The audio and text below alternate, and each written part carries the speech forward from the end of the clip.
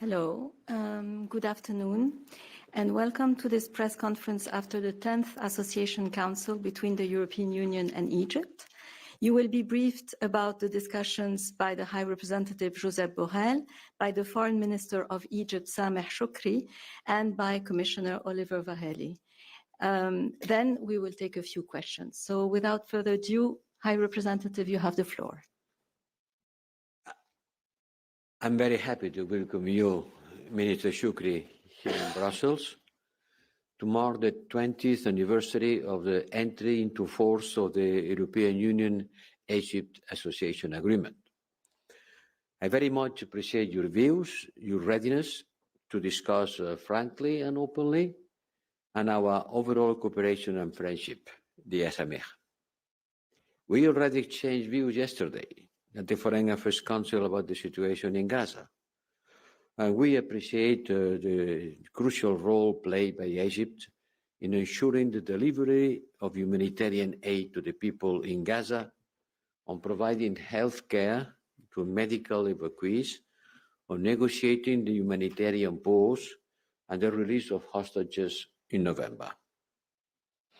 This was an important topic, but today, focusing on our Council, which is, first of all, about our bilateral relations and the highest political platform of our association, following a comprehensive discussion and review of our relations and cooperation. We have made significant progress, and we reviewed this progress over the last 20 years, and I am glad that our cooperation has gained intensity and quality. Last year, we endorsed the new and ambitious partnership priorities, which define the framework for our relations to move forward. And today, we have signed a framework agreement allowing Egypt to negotiate its participation to our programs, to European Union programs, open to third countries like, for example, Horizon Europe. This is a big step. This is a step that will allow us to untap the enormous potential in our relations. And we want to intensify cooperation on a wide range of topics. We are discussing a strategic and comprehensive partnership building upon the association agreement on the partnership priorities that we signed 2 years ago. This new partnership will foster enhanced political dialogue, support economic and social development, accompany Egypt's reform agenda from the economy to human rights, and attract investment which are crucial for a long-term stability. Out of many fields, let me briefly mention the importance of our existing cooperation on counter-terrorism, both bilaterally and at the international level, by our co-chairing the Global Counter-Terrorism Forum on migration, but also on human rights, where we agreed to deepen our dialogue. We also discussed the regional situation where Egypt is facing many challenges in its immediate neighborhood, from Sudan to Libya, in addition to the unfolding tragedy in Gaza. Egypt has also been a victim of the Russia war against Ukraine, because food has been weaponized, causing food crisis, which has been harming directly people in Egypt. And that's why supporting Egypt remains a priority for the European Union. And Egypt has benefited from the alternative export routes established by the European Union called solidarity lanes. And also, I am happy to announce the implementation of the two projects under the Food and Resilience Facility for Egypt, with more than 100 million, has already commenced. We have also our European Investment Bank. We see the EIB to set up its contribution to Egyptians' food resilience with a loan of 150 million to invest in Egyptian agriculture. But unhappily, there are other crises and challenges in the region. And Egypt is a crucial partner and a force for peace and stability in the whole Middle East. Once again, I have to mention the conflict in Gaza. We aim to build a coalition supportive to the relaunch of a political perspective for this two-state solution, and Egypt is and has to be a key partner in this regard. On the south, you mentioned yesterday and today the ongoing war in Sudan. We know that this poses a significant threat to regional stability and has implications in Egypt, direct implication on you, because the conflict has already cost lives, at least 12,000 innocent Sudanese people, but has also displaced 7 million civilians, many of them towards Egypt. For us, the priority remains a cessation of hostilities. We took just yesterday listed under our sanction regime 6 companies involved in funding or supplying either of the two parties of the ongoing conflict in Sudan. Egypt is in the forefront, supporting the refugees with a high number of Sudanese. We stand with you and will continue supporting Egypt in facing this challenge, because for us, our partnership is not only about cooperation, but also about solidarity, which is something more than cooperation. And I am looking forward for this continued cooperation and solidarity. Thank you. Thank you. Minister, you have the floor. Minister Shoukry. Well, thank you very much, High Commissioner Borrell, Commissioner Várhelyi. This has been a quite productive session of the Association Council as we commemorate the 20th anniversary of the Egypt-EU Association Agreement.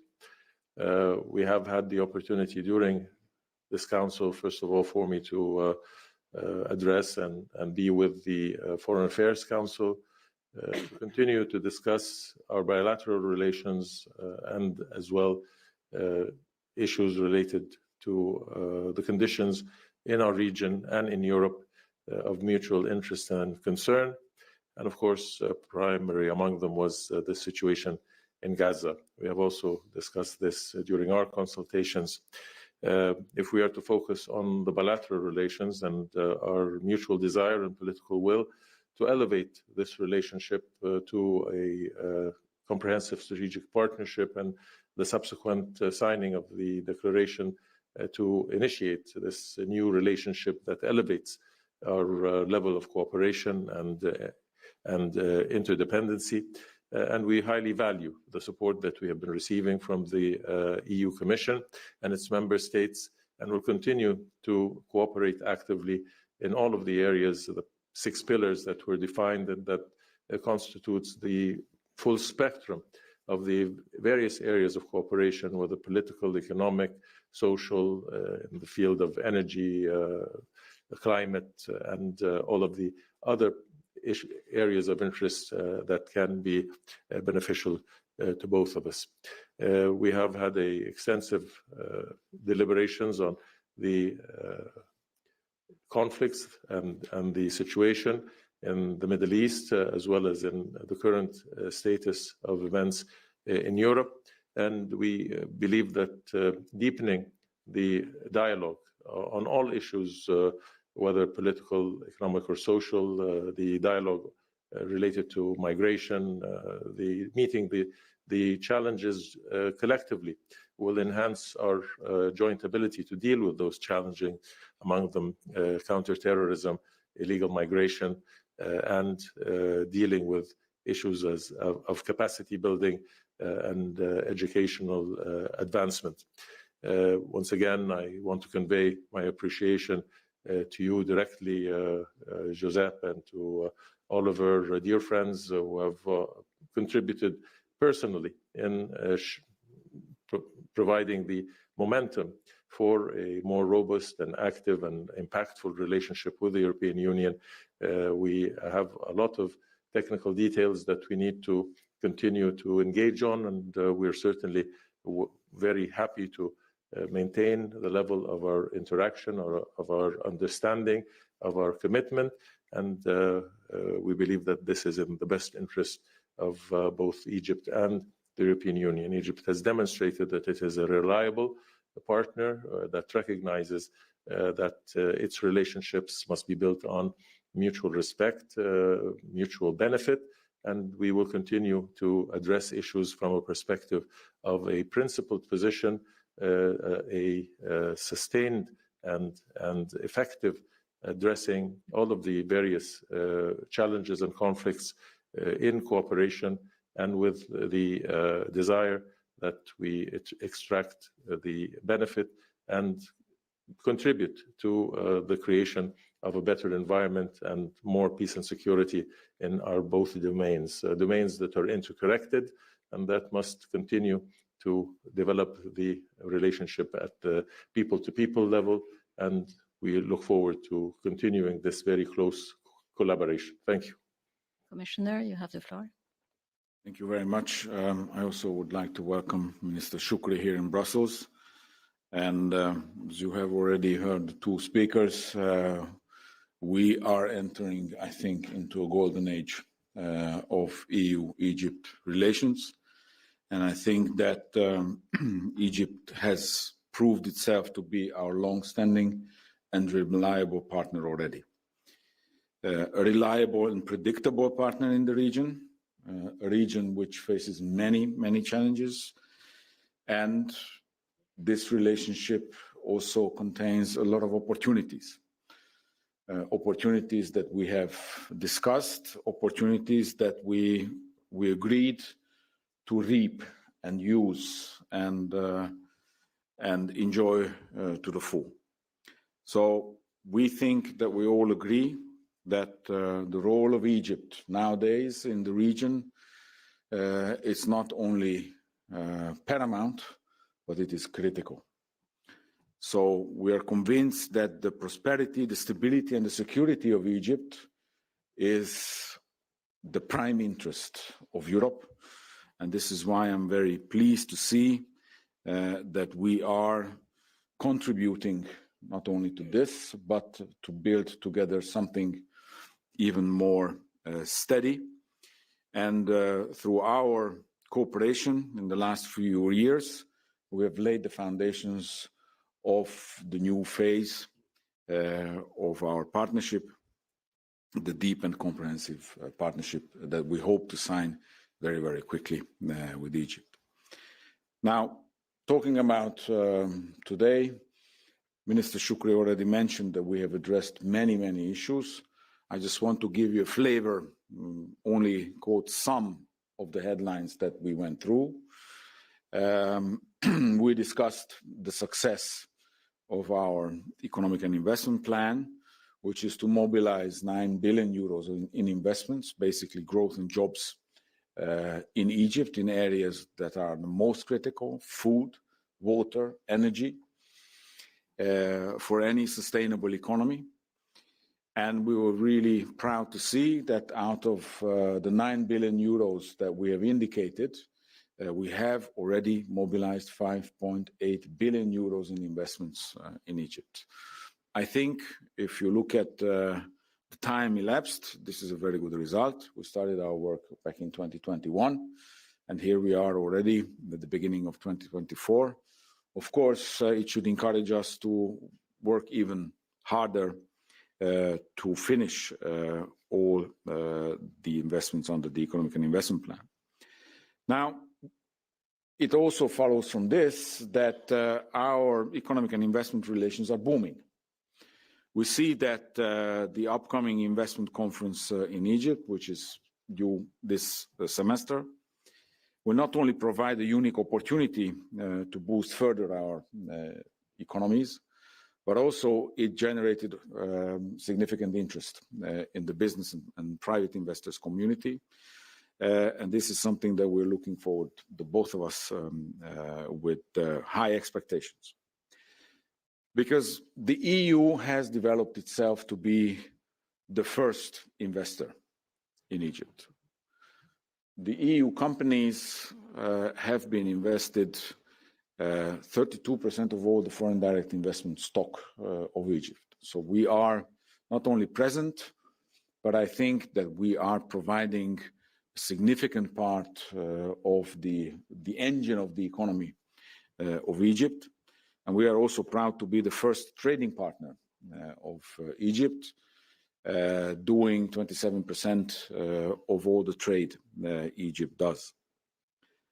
We also discussed energy and the trilateral EU-Egypt-Israel MOU, a Memorandum of Understanding, that has delivered significant amounts of LNG to Europe. And that has helped Europe to diversify away from Russian gas and to find new reliable partners in terms of gas supply. So I think this is another success that we have only started working on, and this is already bringing direct benefits also to European citizens. We have also discussed the future of our cooperation in the energy field, which is, I would say, maybe of the biggest potential for the both of us, because Egypt can become not only a reliable supplier of gas, but also a reliable source of renewable energy. And for that reason, we highlighted on our side that the importance of the decision we took to give the status of project of mutual interest for the Gregi project, basically the deep sea electricity cable between Greece and Egypt. And this status should create a business opportunity and also more interesting financing opportunities for this project. We consider this project to be the first, if you will, a blueprint for further projects like this with Egypt, but also in the broader region. We are engaging with Tunisia in investments of this kind, with Georgia, but the potential Egypt carries in terms of possible supplier of green electricity is difficult to match. So we are very interested in not only implementing this project, but working on new similar ones. We also touched upon migration, where we are cooperating very, very closely. We've doubled our efforts there. And I think we all need to praise the very hard work Egypt has been doing relentlessly. And this hard work has not started yesterday. It's been with us since the Syrian war. And Egypt is a host of a very large refugee community, something only few are talking about, but I hope many more know about this. So we want to help here as well. And I think that what we're working on, be it the protection of borders, be it fighting smugglers, be it hosting refugee communities, is important. And we want to not only continue to work, but we want to increase our support. And therefore, I'm also very happy to see that the first of our biggest investments in border protection, the search and rescue vessels that are on their way from France to Egypt, are already bringing this cooperation to the fore and make it very visible for everyone. So on this basis, these are only the headlines of what we're working on. I think it's easy to see why we need to move to the next level. The next level, which is a privatized relationship between Egypt and the EU, which is a partnership that we would like to create very, very soon. Hopefully next month we should be able to get all the green lights from our member states and move forward to signature so that we can start the implementation very soon. Of course, this cooperation will be built on pillars strong pillars of mutual interest: political relations, economic stability, investments and trade, migration and mobility, security and demography, and human capital, just to name the key sectors where we are working. And I want to reassure Minister Shoukry that we are here for the long haul. We are here to establish this partnership on solid foundations and to accompany Egypt in its biggest challenges, because we also need Egypt to be on our side in our biggest challenges. Thank you. Thank you very much. And now we're going to take a few questions. And I'm going to start with the colleagues coming from Egypt, if you don't mind. And I give the floor to Aizat. And please go to the mic. Thank you. Good afternoon. Aizat Ibrahim, the editor-in-chief of Al Haram Weekly and the Haram Online. First of all, on behalf of the Egyptian press delegation to Brussels, I would like to thank you all. Thank you, Mr. Borrell, for having us today in such a crucial moment for the relationship between Egypt and the EU. As Mr. Commissioner said, this is the beginning of the golden age of the relationship between Egypt and the EU. First, I have two questions to Mr. Borrell. Taking into consideration what you mentioned about the far-reaching impact of the war in Ukraine and Gaza on several economies, including Egypt, could you provide more details about your vision for Egypt as a strategic partner and how this vision has evolved in the EU in the recent couple of years?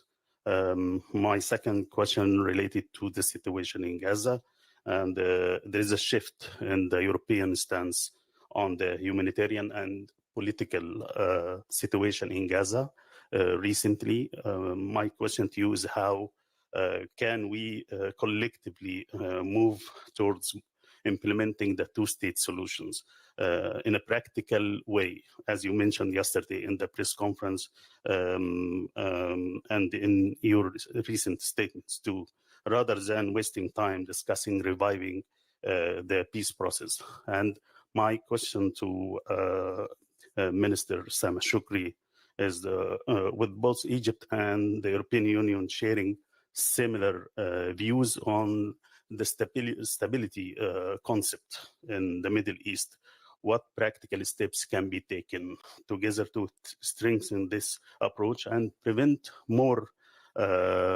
deterioration of conflicts in the region? Thank you. Thank you very much. We start by HRVP. If you like, but I'm sure the Minister will have a lot to say about it. Well, on building peace in the Middle East, Egypt is not a strategic partner, it's a strategic actor. It's an actor on itself. Nothing can be done without Egypt's participation and agreement. He was an actor on building peace already in the past by doing peace with Israel after so many years of war. He has been a strong supporter of the people in Gaza, not only allowing the support to go through, but providing support. Remember, Minister, and the figures you provide me explaining how much important was the effort done by you, that from our side. We are very proud of supporting, but you are supporting directly from any point of view. And in any process that one could imagine in order to build peace, Egypt will have to play a strategic role inside the Arab world and the Muslim world and with relation to us. And we start doing that with this discussion yesterday that has to continue. I know that you are working also from your side on the Arab world in order to present ideas that we are ready to share and to work together. And when I'm saying that we have to talk about implementing the two-state solution instead of talking about peace process, Because on peace, it's easy to agree, at least theoretically, no? Nobody will say that they don't want peace. Well, I heard this morning someone saying that. But normally people want peace. But what kind of a peace? And I think that we have to go, because naming things is a way of progress. You have to name in order to clearly identify your objective. And I think that the European Union member states, all of them, yesterday in our discussion, stated clearly that they consider the two-state solution as the way to make peace. So let's talk about the purpose, the objective, the target, and let's put the political will after. And start talking systematically on the two-state solution implementation. But we will continue working on that subject. And one thing is clear for me.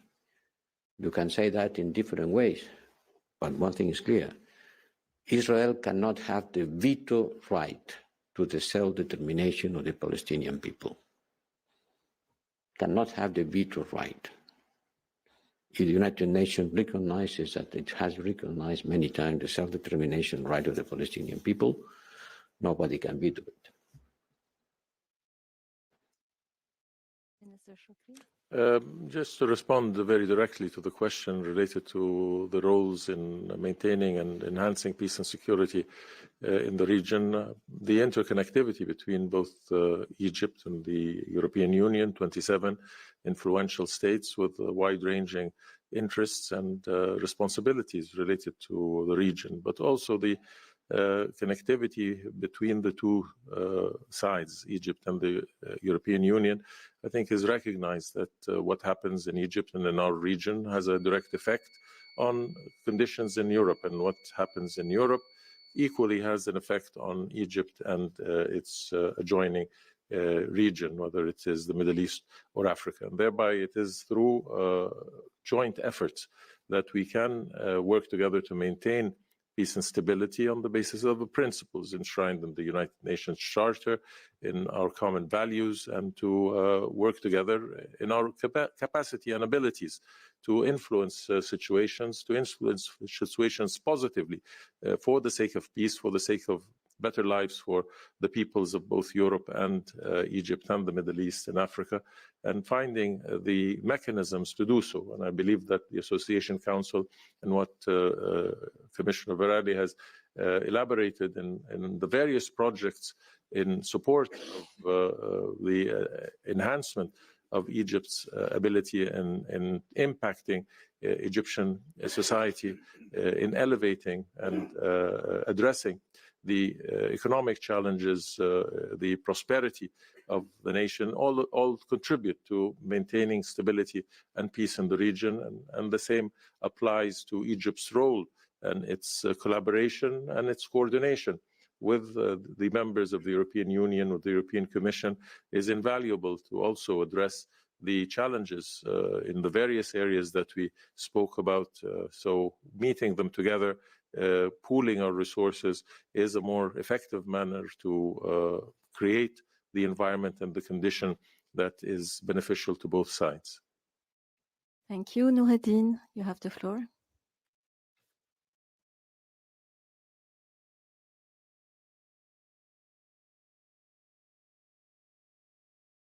Nordin Fridi from Al Arabiya News Channel.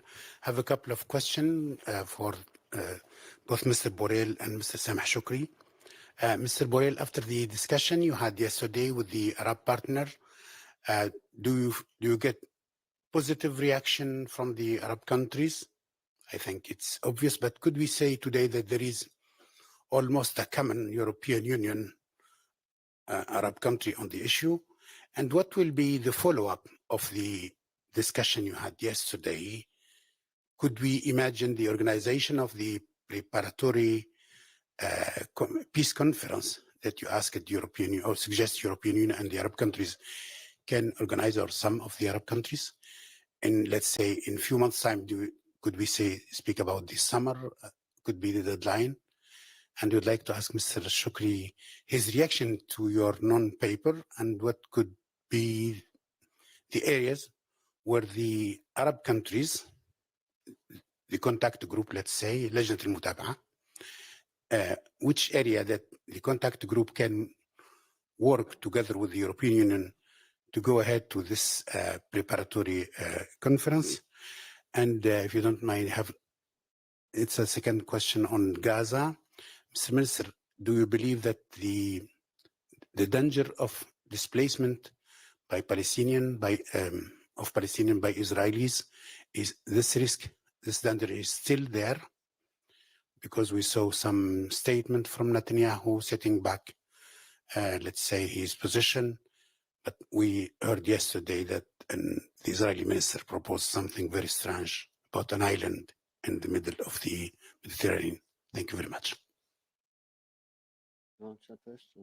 Well, definitely we have a very close collaboration with the High Commissioner, and his involvement, his active role, and I have to commend him for his clarity of vision as the best form of addressing the overall dimensions of the Palestinian-Israeli conflict and the means of resolving it. His ideas that were presented are in line in terms of the objective of ending the conflict on the basis of a two-state solution, with the creation of a Palestinian state in accordance with United Nations resolutions and international law, and legitimacy on 67 borders, with East Jerusalem as its capital. And that is a mutual objective that we both seek. And of course, details pertaining to what is being presented will be studied so as to reinforce and to collaborate and to create synergies with the ideas that are being developed and that are being discussed within the Arab Contact Group and the wider Arab domain. We again believe that it is the responsibility of the international community, and the European Union is an important participant to deal with the ensuing cycle of violence, conflict, animosity that has plagued the region for 40 years and more since the conflict erupted. And it is time to resolve it. It is no longer the time to try to manage it, to try to postpone it, to try to create a false sense of movement, but rather that there is an international consensus on the necessity of resolving the conflict on the basis of a two-state solution. It is time to implement it. And the international community has the means, has the resources, has the mechanisms to do so, if the political will exists. And we believe there is a growing consensus within the members of the European Union as a need to address forthrightly this conflict and bring it to an end for the benefit of the peoples of the region, for the benefit of normal relations and end of loss of life and destruction, and for the benefit of international peace and security. And as I said, the interrelationship between our region and Europe and the effects of instability in one area extends into the other. So for all of these reasons, we will continue to collaborate and cooperate and see how best we can positively impact and move this process forward within those very well-defined parameters that are consensual with the international community. Now, we have, I think, been very clear in determining Egypt's position related to the conflict in Gaza. First of all, there has to be an immediate ceasefire. This scale of devastation, scale of loss of life is unacceptable, it's unprecedented, and it casts a blemish on the international community's moral perspective. We have to be very clear that this is a situation that cannot be tolerated, that from a human perspective, if not to mention from a political perspective. For us to be able to deal with the ramifications of the conflict, the military activity must stop. There are various dimensions of the conflict, and we can deal with all of them, but we have to deal with them without any further loss of life. The second thing is the current inhumane conditions that the people of Gaza are suffering under. Absolutely horrendous, tragic, painful conditions. The images on a daily basis are heart-wrenching, and no one can tolerate the continuing impact and death of such a multitude of women, innocent women and children and men, civilians who have not perpetrated any illegal action and should not be held accountable for anything that has arisen. As to displacement, whether it is internal displacement, external displacement, this is clearly defined as a violation of international humanitarian law. It is not subject to be accepted in any form, and there has to be clear voices of opposition from our partners, from the United States, from the international community, and those declarations have been made. But what I believe needs to be done is measures to avoid displacement. It is not only rhetoric that indicates an opposition, but it has to be also measures, because everything that's being done, the accumulation of such a large number of the Palestinians in one area, the deprivation of their basic needs, water, food, medicine, healthcare, sanitation, not being provided, will making the conditions in Gaza unlivable in itself will induce displacements. And so if we do not address the issue of the provision of assistance at the volume and scale that is necessary, if we don't take measures to offset the potential of displacement, then displacement will occur. And its consequences will be a further complication to the situation, will be a direct challenge to Egypt's security. And again, we will deal with this issue in collaboration and cooperation with our friends with a very clear perspective of what needs to be done. And we expect that our partners will undertake the necessary steps to support what is a justifiable demand on our part. Well, I share your feelings and I share your diagnosis, Minister, when we talk about non-forced displacement of person. Well, this person has already been forced to be displaced under the bomb and the destruction of their houses. These people have already been forced to be displaced, and they are being mass in the south of Gaza. And as the Minister said, putting pressure in the border against Egypt.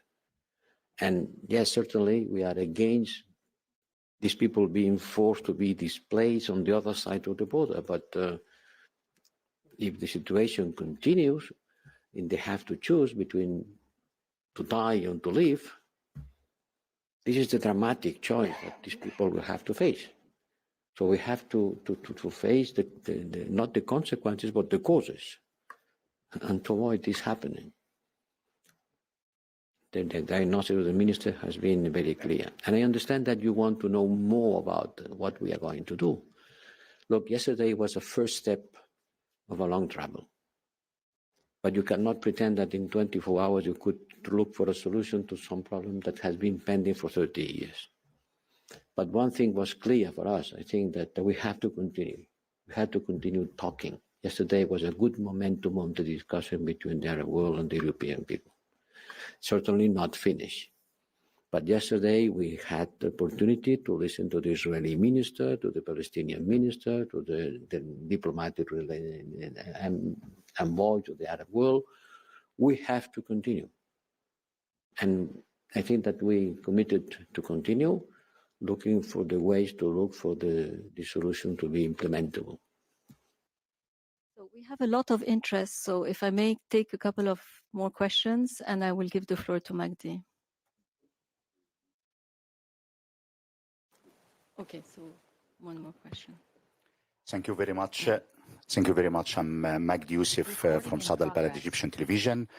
Questions for High Representative and Commissioner. Egypt are hosting more than 9 million refugees. Don't you think that Egypt deserves much more financial aid, especially that those, or what Egypt is doing is protect protecting Europe from much more refugee? And for Mr. Sameh Shoukry, do you have any comment to say about what Israelian was saying yesterday, considering the traffic or the weapons traffic through Egypt to Gaza? Thank you very much. Well, Egypt deserves support, certainly. As Commissioner Várhelyi has said, Egypt is an island of stability in the middle of a full storm. And certainly, when Egypt is receiving migrants or people looking for protection, which sometimes they don't deserve to be called migrants, but exiled people, they are providing support to the humankind. And from this point of view, is why the European Commission, President von der Leyen announced its proposal of increasing our cooperation with Egypt based on common interest, including migration. And maybe this is a good occasion for the Commissioner Várhelyi to say some words about this memorandum of understanding that is going to be also dealing with the migration issue. In the cooperation that we have already, we have doubled our efforts, including the financial effort that we are making. This is a clear recognition of the work Egypt is carrying out, and this is also a clear recognition of the challenge Egypt is facing. As you have repeated, yes, we are perfectly aware of the 9 million refugees hosted in Egypt, and this is why we have new projects on the way. Some we have already started for the hosting of the refugees, and there's another one starting. Altogether, almost 50 million euros is already being deployed to this.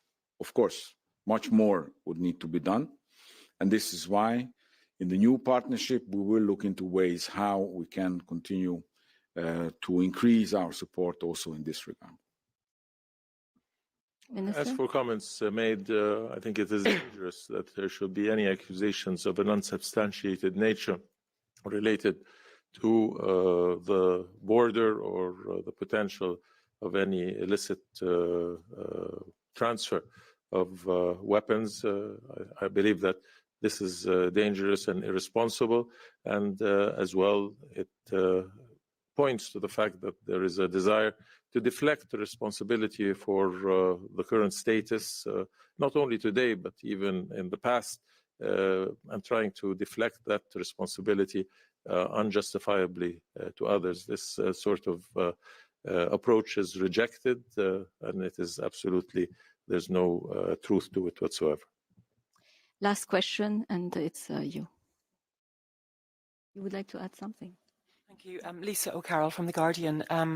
For Mr. Várhelyi, you spoke of the golden age in the relationship with Egypt. We've been here before with Tunisia, and the deal with Tunisia hasn't really turned out so far to be what it was billed as. What is the difference between this deal and Tunisia? And then on the money side, it can be for Minister Shoukry or whoever, the 9 billion that you talked about being mobilized, what does that mean? Is there 9 billion available now? And will, when you get to the partnership level, to follow on from the question from the journalist from Egyptian TV, do you expect more money to come from the EU for the 6 pillars? Thanks. I think the Commissioner is well suited to answer both sides of that question. I didn't know that the British press was so interested in the success of the European Union actions, but I'm very happy to answer you. The Tunisia agreement was the first one, and it works. It works perfectly well.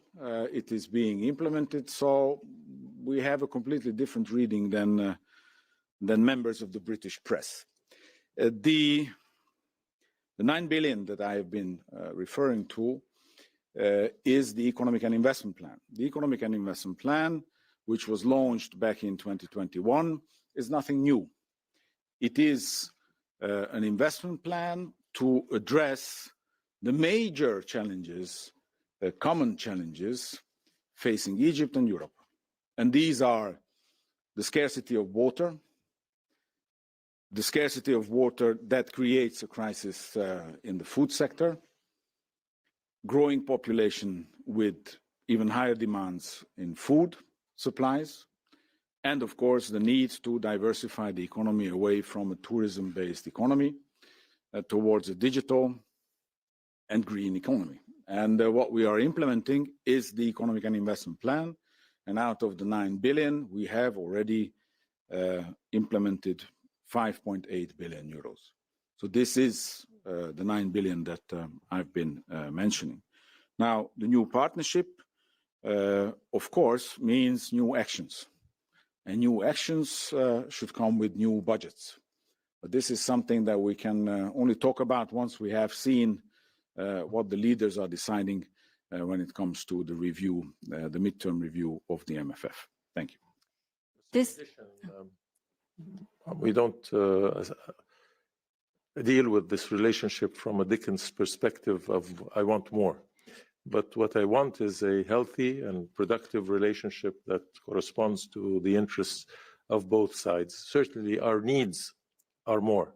And those needs will be met through policy and through collaboration with the European Union and with our other bilateral relationships with the member states and with various other partners in the international community. So it is a matter of sufficiency. It is a matter of recognizing that this is a relationship that has to be built on understanding of the various needs and of both sides and the limitations that exist. We also take account that our friends have to deal within the context of a complex system of governance, and thereby it is through dialogue, through appreciation of our common efforts and the results that we will proceed to a healthy and just relationship. Thank you. This concludes our press conference today. Thank you, speakers. Thank you, ministers, and thank you to all the press corps and the translators. Thank you.